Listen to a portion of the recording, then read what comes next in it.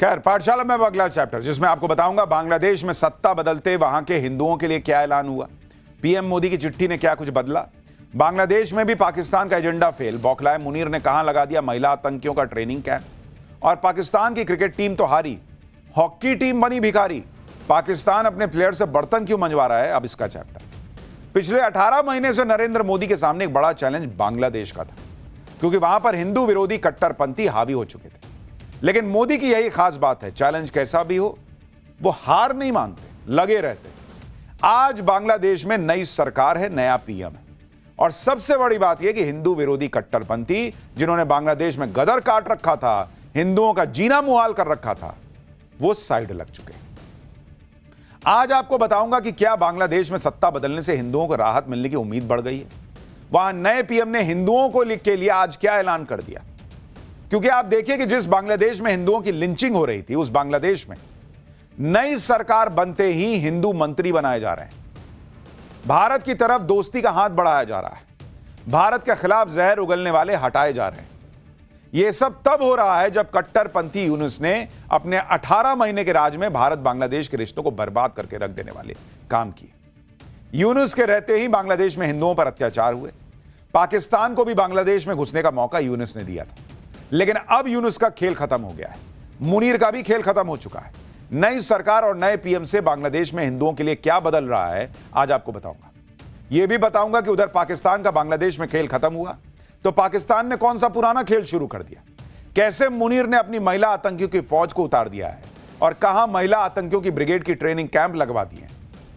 साथ ही आतंक के इस खेल के बीच मैदान पर खेले जाने वाले असली खेल में कैसे पाकिस्तान की इंटरनेशनल बेइज्जती हो रही है, कैसे पाकिस्तान अपने खिलाड़ियों से बर्तन मंजवा रहा है, सब दिखाऊंगा। लेकिन पहले एक झलक देखिए। अच्छा, पहले सीधा खबर पर चलते हैं। सबसे पहले बांग्लादेश की बात, क्योंकि वहां के हिंदुओं के लिए बहुत कुछ दांव पर लगा था। पिछले 18 महीने बांग्लादेश के हिंदुओं ने बहुत कुछ सहा, लेकिन अब जब बांग्लादेश में नई सरकार बन गई है, नए प्रधानमंत्री तारिक रहमान बन गए और यूनुस जैसे कट्टरपंथी किनारे लग गए, तो उम्मीद जताई जा रही है कि बांग्लादेश में हिंदुओं का कुछ भला होने वाला है। तारिक रहमान ने पीएम बनने के बाद देश के नाम जो संबोधन दिया, उसमें इसके संकेत भी मिले। तारिक रहमान ने कहा है कि कुछ चीजें चुनाव के साथ खत्म हो गई, हमारी सरकार पर एक एक बांग्लादेशी का बराबर हक है। सरकार की तरफ से किसी की राजनीतिक राय, धर्म और सोच के आधार पर भेदभाव नहीं किया जाएगा। बीएनपी सरकार कानून व्यवस्था में सुधार, लोगों में शांति और सुरक्षा का भाव बहाल करने का काम करेगी। हम अपनी आबादी को स्किल्ड वर्कफोर्स में बदलेंगे, जो बांग्लादेश को दुनिया में अलग जगह दिलाएगा।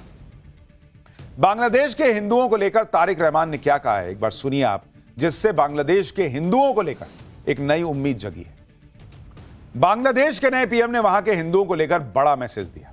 यह तब हुआ है जब कल ही प्रधानमंत्री नरेंद्र मोदी ने बांग्लादेश के नए पीएम को चिट्ठी लिखकर कहा था कि पड़ोसी देशों के रूप में भारत और बांग्लादेश के बीच गहरी दोस्ती है, जो हमारे लोगों की शांति और खुशहाली की उम्मीदों पर आधारित है। दोनों देशों का मजबूत तालमेल भविष्य में एक गाइडिंग प्रिंसिपल का काम करेगा। मैं आपके साथ मिलकर काम करने के लिए उत्सुक हूं, ताकि हमारे कई तरह के आपसी रिश्तों को मजबूत किया जा सके। और यह सिर्फ चिट्ठी की बात नहीं है। जिस दिन बांग्लादेश में चुनाव के नतीजे आए थे, उस दिन पहले पीएम ने ट्विटर पर बधाई दी और फिर फोन पर बात की थी, और अब चिट्ठी लिख दी। यानी पीएम मोदी लगातार बांग्लादेश में भारत के रिश्ते बेहतर हो सके बांग्लादेश से, इसके लिए लगे पड़े हैं, काम कर रहे हैं। बांग्लादेश में कट्टरपंथियों ने पिछले 18 महीने में खूब जहर उगला था। भारत और हिंदू इनके निशाने पर थे। पूरा भारत विरोधी माहौल बना हुआ था, पाकिस्तान तक घुस गया था।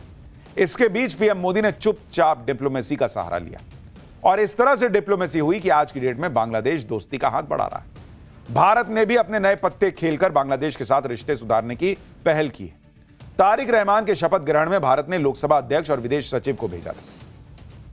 बांग्लादेश में जिस तरह पाकिस्तान का खेल बिगड़ गया है, मुनीर भी अपना सिर पकड़े बैठा है। मुनीर अब अपने पुराने एजेंडे पे लौट रहा है।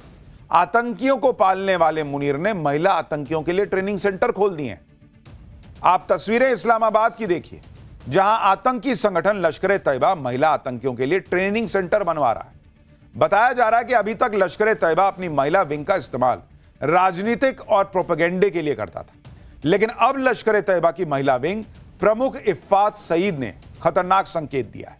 लश्कर अब महिलाओं को आतंकी गतिविधियों और ओवरग्राउंड वर्कर जैसी भूमिकाओं में शामिल करने जा रहा है। हालांकि कंगाल पाकिस्तान के आतंकी संगठनों की हालत भी उसके देश की तरह ही टाइट है, इसलिए आतंकी संगठन मरकज के नाम पर पैसे मांग रहे हैं। इधर मुनीर आतंक की फैक्ट्री चला रहा है, उधर उसने शहबाज शरीफ को अमेरिकी राष्ट्रपति ट्रंप की चापलूसी में भी लगा रखा है। मुनीर ने इस वक्त शहबाज शरीफ को अमेरिका भेजा हुआ है, जहां वो ट्रंप के बोर्ड ऑफ पीस की मीटिंग में शामिल होने लगे। ट्रंप ने पाकिस्तान को इशारा किया और शहबाज शरीफ गुलामों की तरह तुरंत पहुंच गए। ट्रंप को ना कहने की औकात भी पाकिस्तान की है नहीं। मुनीर शहबाज का तो एक ही फंडा है, जहां से पैसा मिले ले लो, गुलामी तो करनी है, पैसा तो आए। पाकिस्तान की हर दिन कोई ना कोई बेइज्जती होती है। अब पाकिस्तान ने ऑस्ट्रेलिया जाकर भी अपनी बेइज्जती करवा ली। ऑस्ट्रेलिया में पाकिस्तानी हॉकी टीम के खिलाड़ियों को बर्तन धोने पड़ रहे हैं, टॉयलेट साफ करना पड़ा है। यह बात खुद पाकिस्तानी हॉकी टीम के खिलाड़ियों ने बताई है। पाकिस्तानी हॉकी टीम के कप्तान शकील उम्मान बट ने जब अपना दर्द बयां किया तो उन्हें टीम से निकाल दिया गया। बताया जा रहा है कि Pakistani hockey team FIH pro league के लिए ऑस्ट्रेलिया गई थी, लेकिन ऑस्ट्रेलिया पहुंचते ही टीम मुनीर के मिसमैनेजमेंट का शिकार हो गई। ऑस्ट्रेलिया में पाकिस्तानी खिलाड़ियों को 13 दिनों तक रुकना था, लेकिन 10 दिन के लिए ही कमरे बुक कराए गए, यानी 4 दिन तक खिलाड़ी भटकते रहे। इसके बाद एक सस्ता होटल बुक करा दिया गया, जिसमें एक कमरे में 5-5 खिलाड़ी को ठूस ठूस के भर दिए। तो ये तो पाकिस्तान का हाल है। सड़क पर कभी रहना पड़ रहा है, कभी बर्तन साफ करना पड़ रहा है। हालांकि इनका मुनीर भी तलवे ही चाटता है, लेकिन बेचारे खिलाड़ियों को तो बख्श देता है। खैर, पाठशाला में अगला चैप्टर। बागेश्वर बाबा की दुर्गा काली, ओवैसी की बुरके वाली, दोनों के बीच क्यों तगड़ा घमासान मचा? हिंदू एकता की मुहिम छेड़े बागेश्वर बाबा ने अब ऐसा क्या कर दिया कि जेन जी की लाइन लग गई है? अब इसका चैप्टर।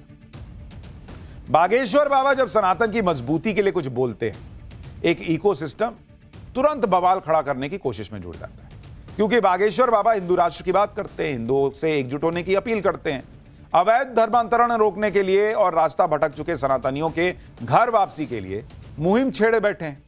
इसी मुहिम को आगे बढ़ाते हुए बागेश्वर बाबा ने हिंदू बेटियों को अवैध धर्मांतरण से बचाने के लिए दुर्गा काली वाला बयान क्या दिया। घेरने के लिए तैयार बैठे इकोसिस्टम को नया हथियार मिल गया। बागेश्वर बाबा के जो दुर्गा काली हैं, उनको असदुद्दीन ओवैसी की बुरके वाली बयान से जोड़ा जाने लगा। बागेश्वर बाबा को मुसलमान विरोधी ठहराया जाने लगा। इधर ये इकोसिस्टम बागेश्वर बाबा को घर वापसी पर घेरने में जुटा है। उधर यूपी में RSS प्रमुख मोहन भागवत के घर वापसी पर दिए बयान पर भी हंगामा मच गया। बात मां का दूध पिया है से लेकर आतंकी अजमल कसाब तक पहुंच गई भाई। आज पाठशाला में बागेश्वर बाबा की दुर्गा काली और ओवैसी की बुरके वाली के बीच तगड़े घमासान की वजह बताऊंगा। साथ ही हिंदू एकता की मुहिम छेड़े बागेश्वर बाबा से जेनजी कैसे जुड़ता जा रहा है, मोहन भागवत और मौलाना के बीच क्या तनाव तकरार चल रही है, वो भी आपको दिखाऊंगा। लेकिन पहले इसकी एक झलक देखिए। आप पहनने वाली बेटी इस देश की वजीर आजम बनेगी इंशाअल्लाह ताला। उनकी पीड़ा सबसे ज्यादा इस बात को लेकर के है कि कहीं हैदराबाद को ये भाग्यनगर न बनाते हैं। देखिए, सबसे पहले बात बागेश्वर बाबा के दुर्गा काली वाले बयान की, जिस पर तगड़ा घमासान मचा हुआ। इन दिनों बागेश्वर बाबा मध्य प्रदेश के डबरा में नवग्रह शक्ति पीठ के प्रतिष्ठा समारोह में पहुंचे, जहां उनके दरबार में सनातनी भक्तों का गजब का जनसैलाब उमड़ा हुआ है। इसी दौरान बागेश्वर बाबा ने श्रद्धालुओं को सनातन की महान परंपराओं के बारे में बताते हुए सही राह पर चलने के लिए मां दुर्गा और मां